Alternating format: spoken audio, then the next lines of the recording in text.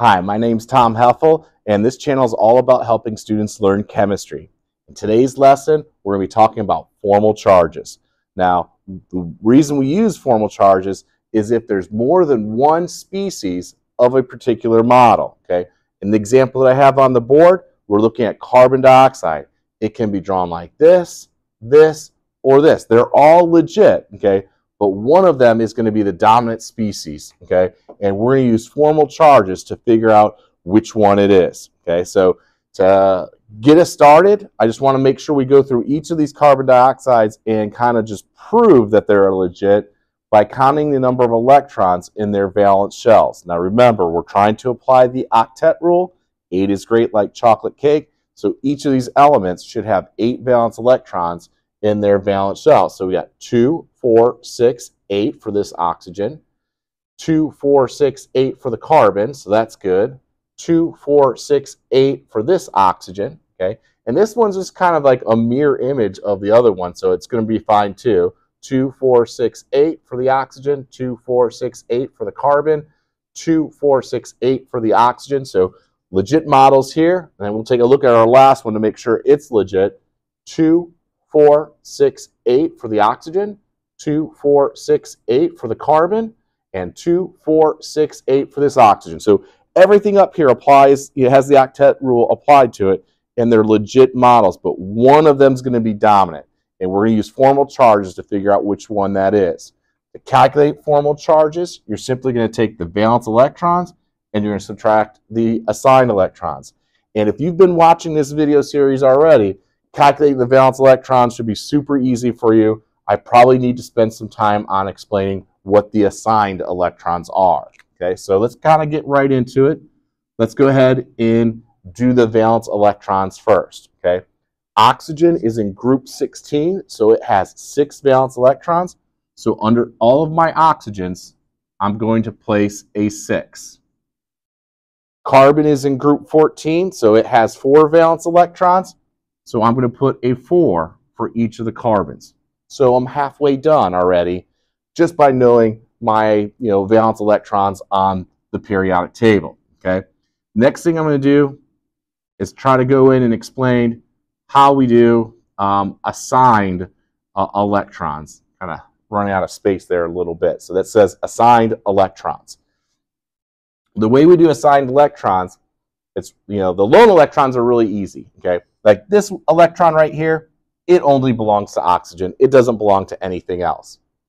The ones that are a little harder are the shared electrons, the ones that are in the covalent bonds. Now remember, each of those lines represents 2 electrons. So if I was going to put 2 electrons in here, maybe I put a dot here and a dot here, and I do that for all of those bonds. Okay. Now, when it comes to assigning the electrons in that bond, okay, the rule is we're going to say, hey, one of these electrons is assigned to one of the elements, and the other electron is assigned to the other element. That's kind of the way we do the assigned electrons. So if we're looking at the number of assigned electrons on this oxygen, we got 1, 2, 3 that are assigned to this oxygen, 4, 5 that belong solely to that oxygen. So number is 5. So once again, 1, 2, 3, 4, 5 for this oxygen. And then we just take the difference. We subtract them. 6 minus 5 is going to give us 1, and that's the formal charge of the oxygen, this oxygen, in carbon dioxide. Okay, let's do the same thing for carbon. How many assigned electrons? I'm going to do the same thing.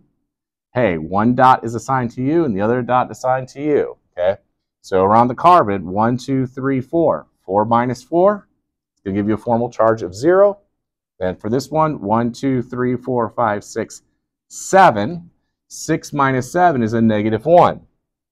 So the formal charges in this set is 1, 0, and negative 1 for the elements in this molecule. Now, this middle one really is just, like I said, kind of a mirror image of the other one, so we kind of expect to get the same answers. 2, 4, 6, 7. 1, 2, 3, 4. 1, 2, 3, 4, 5. Go ahead and subtract them. 6 minus 7, negative 1, 0, positive 1. So kind of like I said, the mirror of what we have over here. Let's take a look at our last one, okay? How many assigned electrons are there for this oxygen? 2, 4, and remember, if I put the dots in here, that might help you see it, okay? 2, 4, 5, 6, okay? 1, 2, 3, 4, and 1, 2, 3, 4, 5, 6. Well, if we do the subtractions here, we get 0, 0, and 0, okay?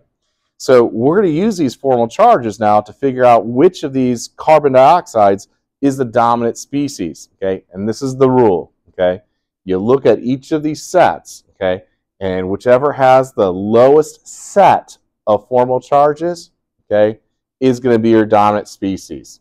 So our dominant species in this case is going to be this last one because all of the formal charges are zeros, okay? So 0, 0, 0 is a lower set than -1, 0, and +1. As soon as you get some numbers in here, okay, it no longer beats 0, 0, 0. So 0, 0, 0 is the best, okay?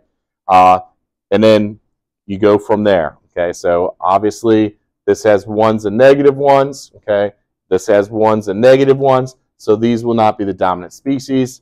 It's this last one over here with double bonds on both sides instead of a triple bond on one side and a single bond on the other. So if this helped you understand how to calculate formal charges, okay, and why are they used, okay, please do a like and subscribe. It helps getting this information out to other students that might be struggling in chemistry or want a quick review on formal charges.